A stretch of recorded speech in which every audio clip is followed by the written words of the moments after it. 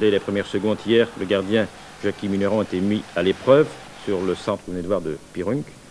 Munaron n'allait pas cesser, et fort heureusement pour le club bruxellois d'ailleurs, de se mettre en évidence, comme ici, sur une percée de l'arrière Meltzer, fort heureusement bloquée d'une manière impeccable.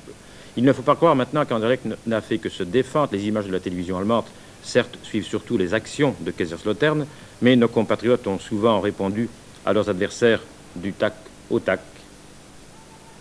Comme ici, Parane est sur cette belle passe croisée de Verkotteren à Kenneth Brill, mais le tir du Danois, pourtant bien isolé, passe sans rien à côté. Brill a été loin de faire preuve du même opportunisme qu'en championnat. Le but de Kaiserslautern, l'unique but de la partie, est tombé à 18e minute, à la suite d'un très bel effort de Hannes Bongard, regardez-le. Sa dernière passe traverse la défense bruxelloise pour permettre à Friedhelm Funkel d'ouvrir la marque 1-0.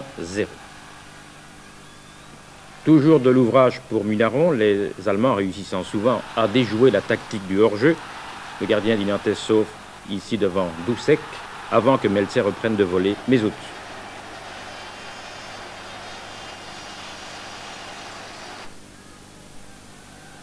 Une perte de balle pour Dusbaba.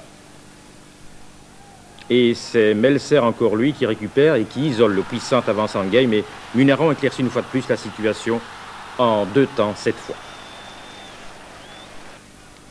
Une chance exceptionnelle pour Anderlecht d'égaliser, un coup franc brossé de l'extérieur du pied droit par M.